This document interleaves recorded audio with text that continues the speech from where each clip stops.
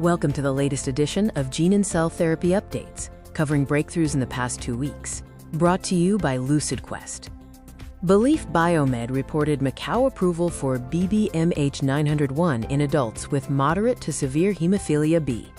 The recombinant AAV gene therapy, dalnakagene panparvovec, had already received mainland China approval in April 2025. With Takeda China commercializing across mainland China, Hong Kong, China, and Macau, China, this regulatory expansion could support broader access and may shape prescriber and payer discussions as more data are reviewed. Aspen Neuroscience presented one-year Phase 1/2a data for sasineprocel, its autologous-induced pluripotent stem cell-derived neuron therapy for Parkinson's disease. Across 8 treated patients, the company said all showed improvement in symptom control, motor function, and quality of life measures, and some were able to reduce levodopa use. Aspen is now moving the program toward pivotal study planning.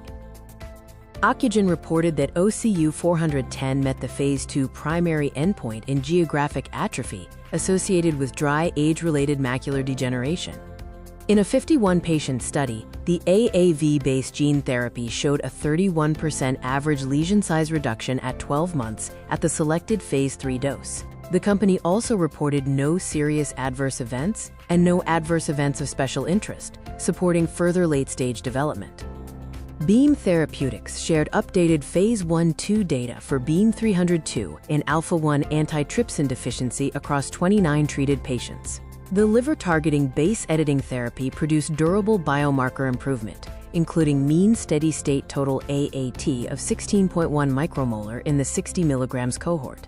Beam selected 60 mg as the go-forward dose for pivotal development and plans a global pivotal cohort in the second half of 2026.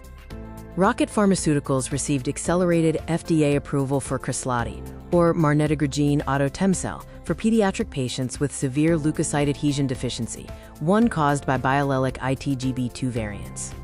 The autologous hematopoietic stem cell-based gene therapy is described as the first FDA-approved gene therapy for children with severe LAD-I who do not have an HLA-matched sibling donor for allogeneic transplant. The approval may expand screening, treatment initiation, and follow-up. Encoded Therapeutics announced FDA alignment on the pivotal study design for ETX-101 in SCN1A-positive Dravet syndrome and said Endeavor Part 1b and Part 2 are now underway. ETX-101 is an AAV9 gene regulation therapy, and the pivotal study is expected to enroll 30 children aged 6 months to under 4 years. Seizure reduction will serve as the primary endpoint, with cognition as a key secondary endpoint. MeiraGTx reported FDA breakthrough therapy designation for AAV2, HAQP1 in Grade 2 and Grade 3 radiation-induced xerostomia. The designation was supported by 3-year Phase 1 data. The company also said it is aligned with the FDA on Phase 2 AQUAx2 requirements that could support a potential BLA, with the primary endpoint assessed at 12 months. Caribou Biosciences reported RMAT designation for CB011, its allogeneic anti-BCMA CAR-T therapy for relapsed or refractory multiple myeloma. The company said the designation was based on promising initial Phase 1 camouflage data, including previously disclosed response metrics in a 12-patient BCMA-naive cohort at the recommended dose for expansion. The update highlights continued regulatory momentum for off-the-shelf cell therapy development.